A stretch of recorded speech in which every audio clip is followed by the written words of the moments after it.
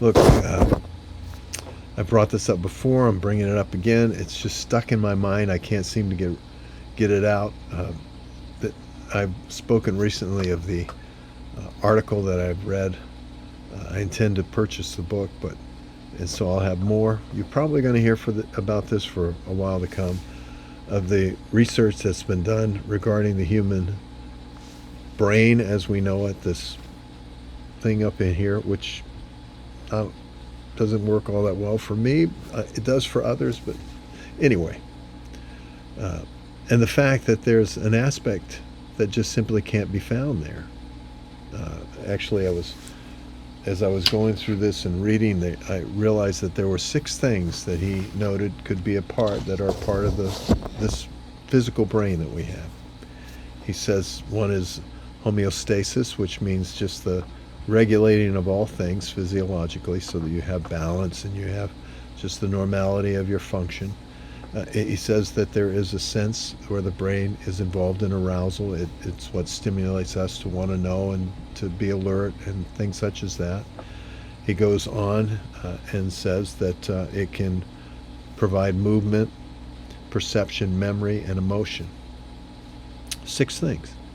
But it doesn't provide reason or what we call free will. Now that's interesting to me, because that means that it has to come from some other source. And I want you to understand how important this is. I believe this is why this relates to our children and grandchildren. In many ways, I'm not saying that we didn't know these things. We did, in another way, perhaps in a more abstract way. But I wish I'd have been able to, talk to my children as openly and as vividly as I am to you. That this isn't part of this physicality. It has nothing to do with the perceptions that we have or the life that's around us, that we don't have to be led by those things. That's why we as human beings are unique.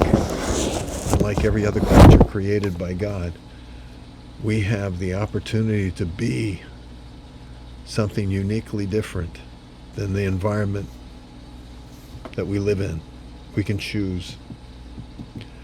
And that choice is incredibly important. It will decide our destiny.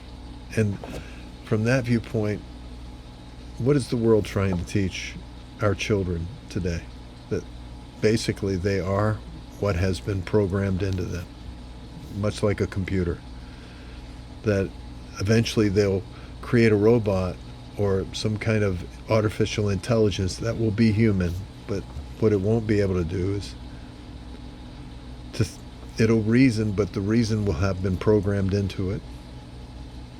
It will choose, but the choosing will just simply be the result of programming, just the externality of input. But for us, we can receive our choices from another aspect. Actually, God's own Spirit, through His Word, you might say. But I didn't know much of the Word when I got saved, but yet I got saved.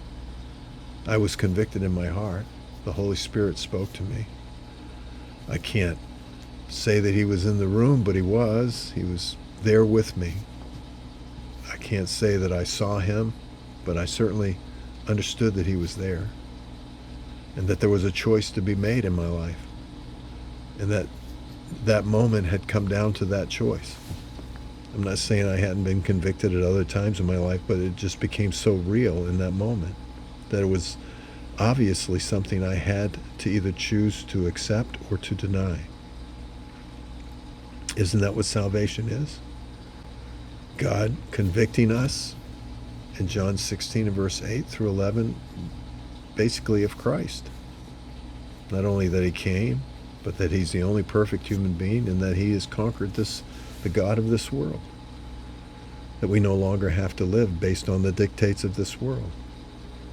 And isn't that the choice that we make in our life? And isn't that what we want to teach our children and our grandchildren? That they are not just what the world tells them they are, or what circumstance decides that they should be. They're not just reacting to life, but they actually have dignity. They're like, as so many have gone before us and revealed, they have taken so many, like Alexander Solzhenitsyn, who was in the Gulag and yet was blessed to come to know God in the Gulag. And I've read you the story of how he came to Christ through a surgeon on the last night of his life, who had come to Christ in that harsh environment, shared the gospel with Solzhenitsyn and led him to the Lord the very night that he would be bludgeoned to death. Wow. Yes, we can be something different. Viktor Frankl could be in a concentration camp and say, they couldn't take from me the right to decide how I would approach reality. We can receive from God. God can speak to us. And as a believer, God speaks to our heart and literally encourages us to understand his victory, not only in our own life, but over this world itself. That's what I want to teach my kids and grandkids while I still live. That was my dog going off. Hopefully that will end. That was because Larry Hansen just came in the door and distracted. But either way, till next time, friends, God bless you. Whoa,